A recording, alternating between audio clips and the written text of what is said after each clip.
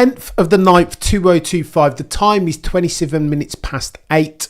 And there are very many F1-centric thread at which we need to pull. We'll talk about the meltdown happening at Ferrari, an exodus of god-tier F1 minds and intellectual property, key man dependency leaving the entity. So too we'll talk about where Oscar Piastri might fit into that Scuderia Ferrari red car with a yellow badge and black prancing horse atop equation. And in the second instance, we'll talk about King George Russell holding Toto, the boy who cried wolves, feet to the flames. No, it's going to get techie over the next 20 minutes or less. I'm loving King George's work, by the way. Many people hate him, but I am loving the way that he's holding this fella to account. In the first instance, should we get some Maximilian Verstappen glazing out the way? Because apparently it's Maximilian Verstappen glaze season because everybody and their dog is doing it. Nico Rosberg in this instance went on the Sky Sports F1 podcast and had this to say about Max's impending tour around the Nordschleife this weekend. The speculation goes something like this. When Max Verstappen a couple of weeks ago jumped in a GT3 car and did the lap record on the first lap, was that nonsense or was there fact to that rumour? Here's what Nico had to say. Please roll the clip. You know, there's been so much talk about his lap record from 5 months ago.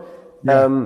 Of course he can do the lap record. He's the most talented race car driver in the whole world, and it doesn't matter what car he gets into. He will drive faster than anybody else in the world.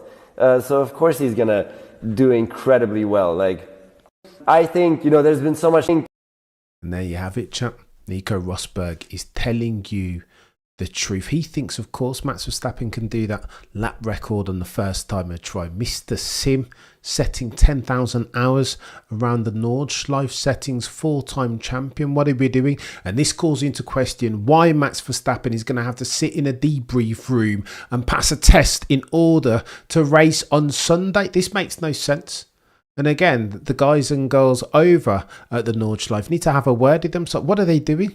Well, you mean to tell me that Max Verstappen has got to jump through hoops? This is nonsense. And if that's not enough glazing of Maximilian Verstappen, not at the hands of your boy Cameron CC, at the hands of 2016 champion Nico Rosberg, then check this out. Put this in your pipe and smoke it. Roll the clip. Flips it, doesn't he, to this really skinny wing, which is more difficult to drive. It means he's slower in the corners, but he just goes right, bang it on, and was brilliant. I mean, 20 seconds ahead of the rest. What did you learn that you didn't know already about Max Verstappen this weekend? So Max Verstappen, top 5 driver of all time in the history of our sport.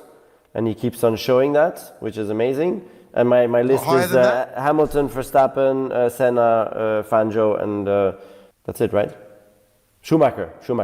Yes. Yeah, so that's the list. It starts to get a pretty easy list where most people will agree with that, I think. And his car wasn't the best car this weekend. I'm pretty sure of that. What I learned about Max Verstappen is that he's also now becoming, or has been, I don't know, so smart on that he actually does such fundamental setup decision. That's also a new facet which I hadn't seen so often yet, and that's impressive because that's probably one of the key ingredients to the win this weekend was his determination to push through his view on the setup, which was we need to take more wing off. Let me expand on that. One-time champion 2016 Nico Rosberg. If you're around the Temple of Speed, yeah, of course it's a high-speed circuit. Of course it is.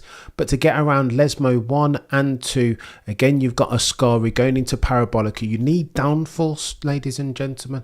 This isn't even an argument. That's why it's remarkable that Maximilian Verstappen was able to dunk on the heads of Lando Norris and Oscar Piastri, notwithstanding a slow 5.9 pit stop from Lando. Anywhere up to 20 seconds worth. Why? Well, because you got to normalise for the fact that he's dealing with less downforce and making less mistakes. This makes no sense. Nico Rosberg expounds when Simon, co-host or host of the Sky Sports F1 podcast, asked Nico Rosberg about the time a couple of race weekends ago when he saw Maximilian Verstappen trackside managing the car on and around the limits of adhesion. Nico Rosberg expounds on Max Verstappen's edge. What makes this dude different from the rest? Roll the clip. but it was still, as you said, the quickest car, even though it was sliding around more in the corners. I would say the quickest driver, not the quickest car. I think he really did a phenomenal job, and yeah, he's just driving that. He has that tiny edge on everybody else. It's just he's that extra sensitivity, extra speed of reacting, just to like balance that car magically, just on that tiny edge, is just incredible. Is the other? It's boring chat when I come to you and submit the same thesis over and over again about Max's brilliance. That, some say, might be Max glazing ad infinitum. So I defer in this instance to one-time champion 2016, the one that they call Nico Rosberg. He has a small edge, this Max Verstappen fella, says Nico, across all of the different bits and bobs, the talents requisite to become a champion, whether it's speed, consistency, resilience, being able to lock in clutch times and extract the best out of himself, and the points, the times over the course of a Grand Prix weekend when he needs it most. The dude is built different. Mount Rushmore of F1, well, you bet your bottom dollar. When all is told, I think it would be disingenuous at this stage to argue anything but that. Of whom are we talking? Of course, we're talking about Maximilian Verstappen, four-time champion. Oh, and by the way, gets techie. Nico Rosberg talks about the McLaren circumstance, referencing in the first instance 2016 when he and Sir Lewis were going at it head to head. He says of McLaren's papaya rules that they need to be super strict, precise with their parameters. Back in 2016, Nico Rosberg cites Monaco, that when fighting for a championship of the drivers' variety with the one they call Sir Lewis, he was ordered to move aside. The rules then looked something and sounded something like this: if ever we're going to jeopardise potential race victory, then we will effect for team orders. Then Nico Rosberg on the podcast, and again, link will be in the description. It's a half decent one, this. I would recommend a listen. Nico Rosberg says then he was trying to chase down Danny Rick from second, but Danny Rick was gapping him in 2016. The victory was running away with the Red Bull. Toto came over the radio and said, Nico, listen, invert the positions, mate. You're not doing a good job. Danny Rick is running away from you, gapping you materially now. Give Lewis a go. Nico says, I was forced to invert because those were the rules. If ever we find ourselves in a circumstance where we're jeopardising a race victory, then we will invert. That was the rules. Those were them then. That was the precision of language that Mercedes used. And Nico Rosberg said he had no alternative but to invert because that's what they'd agreed before. It feels and looks like McLaren are not doing that they haven't been as precise with their language. What happens if Lando Norris does a 5.9 second pit stop? Well, Oscar Piastri is saying that wasn't agreed, that's just part of motor racing, the X factor, the unknown variables for which one cannot account as an F1 driver. Nico Rosberg speaks to that. He says that in 2016, me and Lewis were two assassins. If McLaren had come over the radio and told me to invert when there wasn't a race victory at stake, Nico says that he would have pulled out his bloody earplugs and got back to the pits and apologised for it. It's better to ask for forgiveness than permission.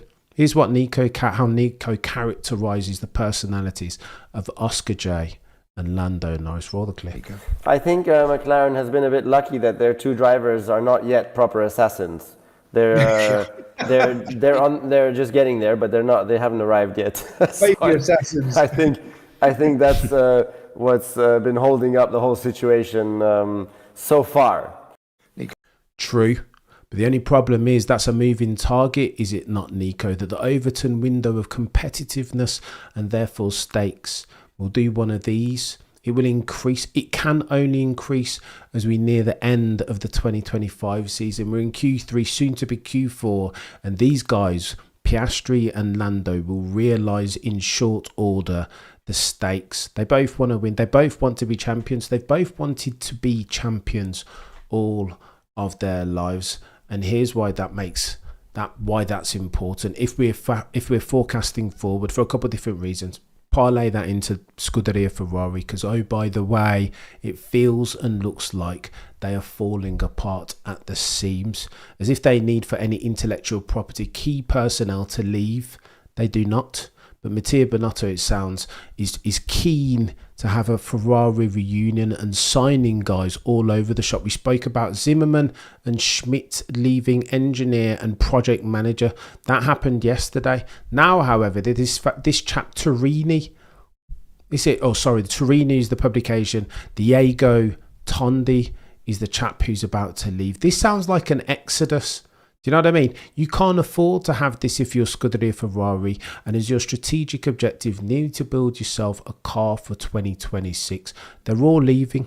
And again, we have this conversation against the backdrop of rumours of fracture, of chaos, argument, rancor over at Scuderia Ferrari. Half the engineers in the first instance never wanted to sign Sir Lewis. They were happy with Carlos Sainz and all the technical god tier levels of technical feedback that chap comes with. Why would you then go and sign Lewis, a 7-time champion, in the dying embers of his career, the twilight of at 40 years old, knowing that Father Time all the while is undefeated, undisputed? Carlos Sainz, on the other hand, apparently going into the prime of his career. Ignore for a second the performances that he's putting down against Alex Albon. That's what the engineers were saying towards the end of last season. That's why they didn't want to sign Lewis.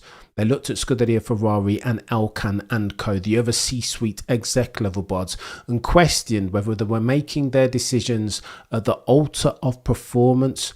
They questioned that they were making their decisions because of the marketing behemoth, that the symbiosis of brand Hamilton and brand Scuderia Ferrari. Now we've got them leaving. You understand that potentially there's a massive story that's going to come out about isms of the race variety over the next month or so. That it's getting techier than techie over there as far as Lewis and Charles. And then you come to find out that Ferrari are potentially, and again, rumour and speculation is one thing, right? All F1 publications are created equal, but some are created more equal than others. And the Italians do like a bit of speculation and rumour. Only the other day we were talking about Frederick Vasseur, that they didn't want to sign him, that they were keen on signing Christian Horner. I suspect that at some point that there was truth to that rumour. No smoke without some F1 flame. Now, however, the big rumour is this.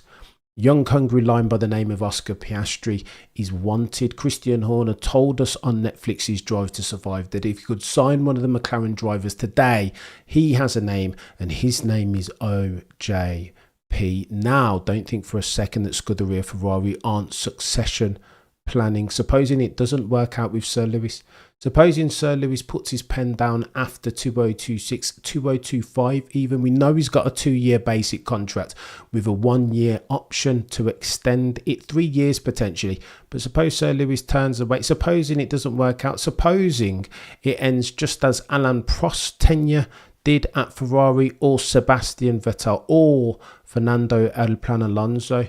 Do you not think that Ferrari and Frederick Vasseur would look to fail fast and potentially replace Sir Lewis with a fire-breathing dragon named OJP? Well, that's the latest rumour per Ferrari Focus on the Twitter sphere, that potentially Ferrari are looking hard and long at OJP across the other side of the fence from Maranello and Fiorano, potentially trying to sign OJP. They see upside in him: strength, stoicism, resilience, and ability to continuously improve in a way that his teammate, the Lando that no resist, could never.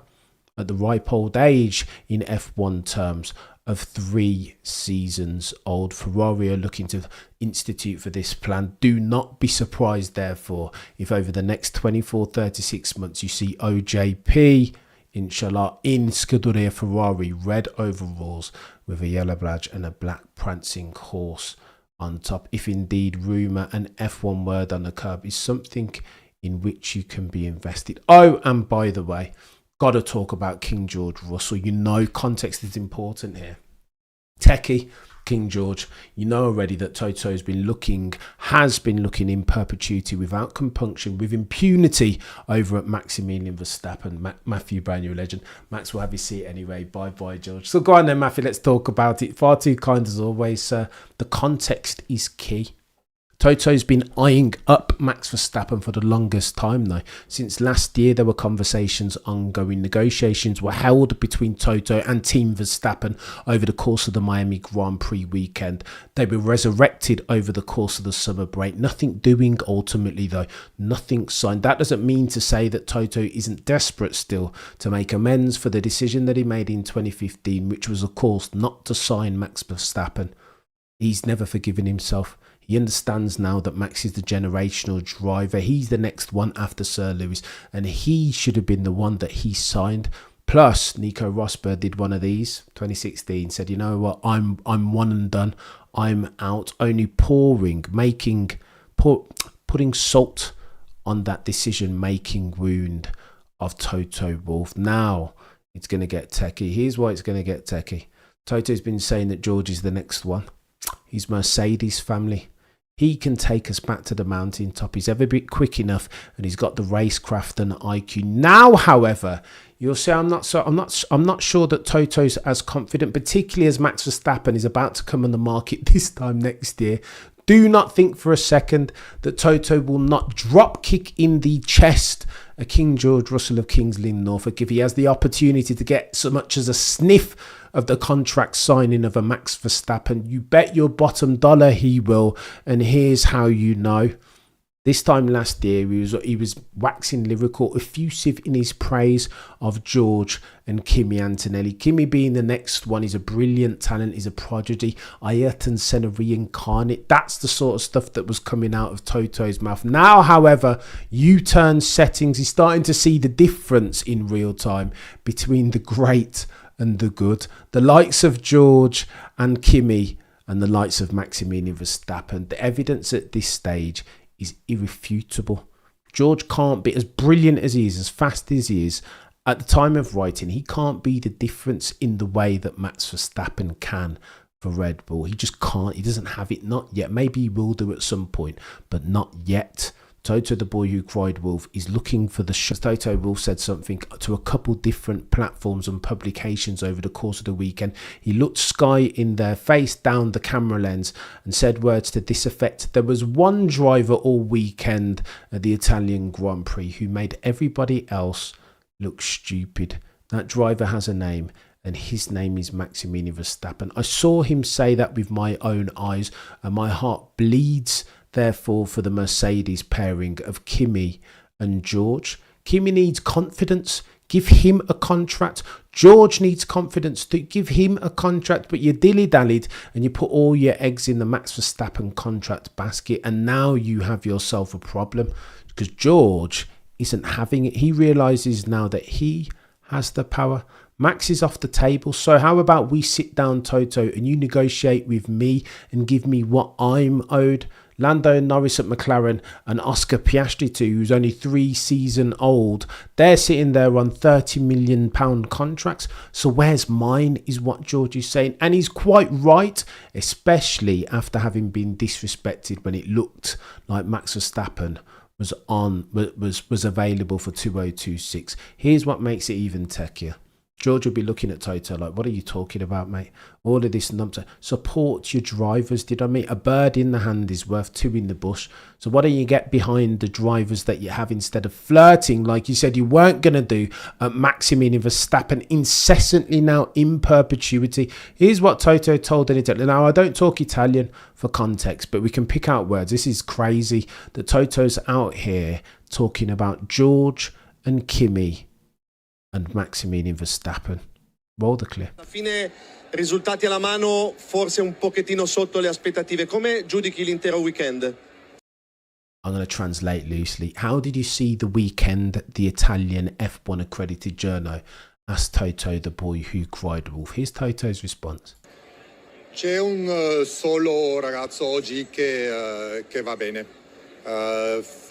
Tutti gli altri hanno un po' come si dice, dell'uxili, come si dice in italiano? Stupidi, un po' stupidi, sì.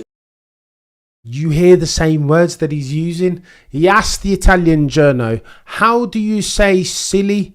How do you say silly? Of course, what he's saying there is the translation of what he's told English press and media is that there was one driver on the grid over the course of the Italian Grand Prix that made everybody else look silly. Kimi Antonelli and George Russell included. He has a name, and his name is Maximilian Verstappen, 4-time champion. How do you think, chat, that George and Kimi Antonelli are looking at their team principal and CEO on the back of this? Why don't you get behind us? Stop with this bloody love affair with Maximilian Verstappen.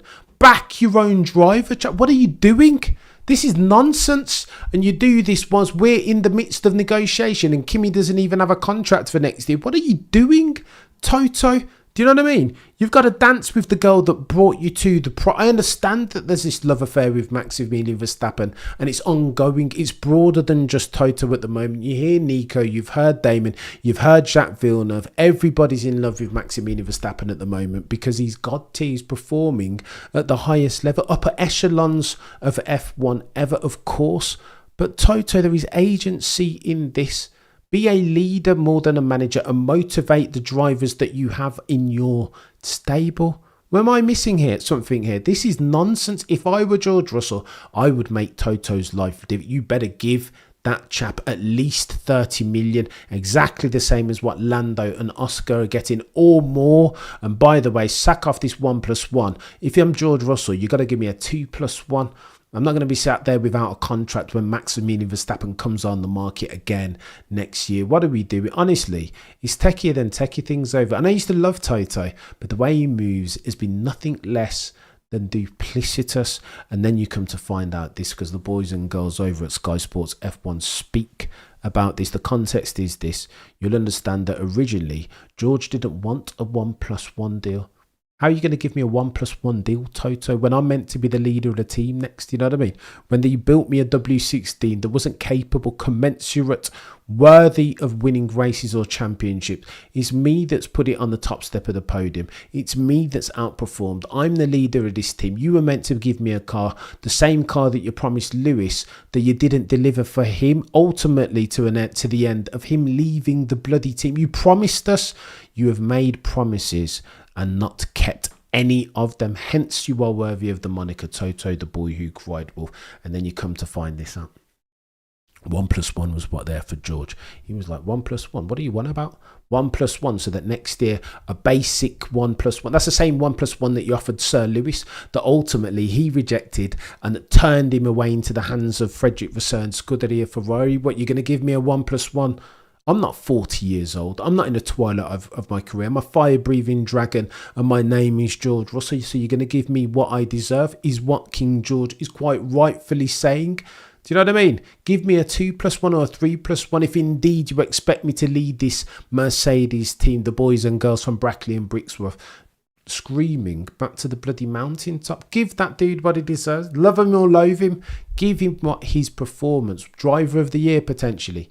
Give that dude the contract he deserves. 1+1. Waited around and now Toto has himself a problem because George will be asking for more money, looking to reduce his sponsorship commitments, and now he'll be looking to inbuild in his contract the flexibility that permits him to look elsewhere if in 2027 the boys and girls from Brackley and Brixworth don't fulfill upon their promise that they've got a god tier power unit, 50% electric, 50% ice, and a god tier set of Patronus will provide them a god tier sustainable fuel. It's going to get techie here, and here's how you know, because Simon on the Sky F1, again, remember these guys are acutely, infinitely more connected to the F1 circumstance and aspect than you or me, and Simon on their host of the Sky Sports F1 podcast leaks news that I haven't seen anywhere, notwithstanding the fact that I've been looking. Roll the clip. But what of George Russell? Is there a little bit of an element of frustration? As we understand it, the contract is there for George to sign. Am I right in saying that? Yes. And actually, he's the one that's now keeping Toto waiting. And perhaps, I don't know, tell us, in your experience, Nico, does Toto like that? Can't imagine he does. But what of George Russell? Is there a little bit of an element of frustration? As we understand it, the contract is there for George to sign. Am I right in saying that? Yes. And actually, he's the one that's now keeping Toto waiting, and perhaps, I don't tell us, in your experience, Nico, does. So nice how to play it twice. There is a contract waiting for George Russell to sign, but he's not signing it. Now he's chewing the negotiating contractual fat. Now he's biding his time because he will see that Kimi Antonelli is underperforming, meaning therefore George now has all of the negotiating advantage in his own hands, and that's important. You recall when they asked George the other day, listen, what's going on with this Max Verstappen stuff? 3-2 if indeed Kimi Antonelli and George Russell are going to be going concerns for Mercedes going forward. 3-2 including Max Verstappen does not work. So what's going on, George? George said, you know what, mate? I'm not leaving. Wolf of Wall Street settings. If there's anybody that's going to defend or vacate their seat, he has a name, and his name is Kimi Antonelli. You see what I'm doing this year?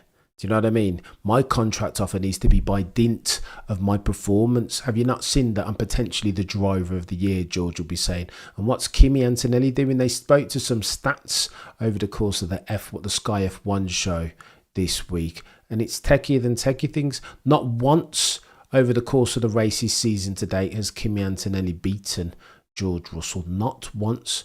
All the while making mistakes of the unforced variety. It's going to get techie, I'm telling you. And this is what Nico says about the Toto and George circumstance. Listen keenly. It's horrible. I suffered a lot. But now it's George doing the kind of reverse to Toto. It's like he's fighting Toto with his own medicine. Because George apparently is just not happy with a couple of terms in the contract. And these terms because George is a Mercedes junior, so certainly he won't be on a Lando Norris level salary by far and away not. And George feels that Lando is equal to him, yeah? I mean, George by any means can drive at Lando's level and can win races and championships if he has the car. So of course he will feel a little bit of that's not quite fair that I'm so far away from Lando's salary. And then also there's things like sponsor days, It's not cricket, chat.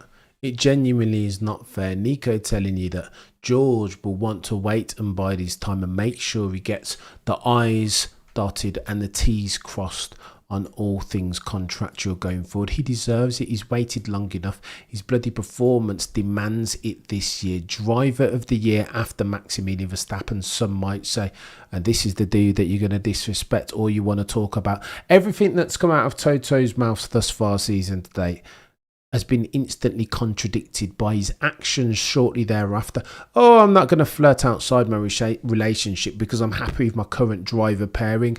Oh, I wouldn't be. This would be a team principal malfeasance, promotional malpractice if I didn't try and sign the best driver on the grid. How can those two sentences exist in the same space?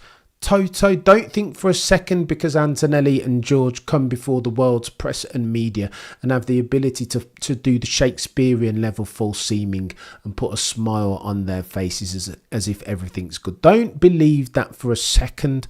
You can't be human and hear all of Toto's insidious pursuing of the best driver on the grid, Max Verstappen, without feeling away. Of course, George is he'd be screwing. He must be fuming. There's no way that he could be human and not be fuming. I feel bad vicariously for George, and I think George has the memory of an elephant and will be looking to make Toto pay by dint of the numbers on his latest contract. Macon says someone stole Toto's baseball. I'm telling you, Toto only has Max on his mind. Marie said, I get it, but there's a way to go about it, right? And I don't think this way is the way. Every day Toto wakes up blaming his greasy fingers for letting Max slip through his palms. Fortuitous circumstances, who much or lack thereof, better an honest team principle than a lying one like Stella. Oof, Kira, Ha! Go easy, mate. King George drives like Bottas and moves like Sir Lewis. I know, Roger, but I mean at the drawing board. Kira says, tell Renault. Roger, it's going to get techie over the next couple of weeks. I can't wait for this Sir Lewis Hamilton Scuderia Ferrari news to come out proper, because I think it might light a flame, light a match underneath the AWSs of the Scuderia Ferrari team, the red team with a yellow badge and the black prancing horse atop. I hope King George gets what his performance deserves season to date as well. From Toto, the boy who cried wolf. Ross Brawn, the legend of Brawn GP, multiple time constructor champion with constructors championship winner with Ferrari back in the day. If you read Ross Brawn's book, he'll tell you all you need to know about Toto, the boy who cried wolf. If I recall correctly, the word he used was duplicitous, that he couldn't trust Toto in his negotiations while selling Brawn to Mercedes. He's techier than techie things. And I think over the next couple of weeks, until between now and when we get George's announcement that he's re-signed, that these conversations, that these news pieces about George, Toto, Antonelli, so too Scuderia Ferrari, are going to ensue. Between now and next time, as always, the prosecution rests. No further questions, Your Honour.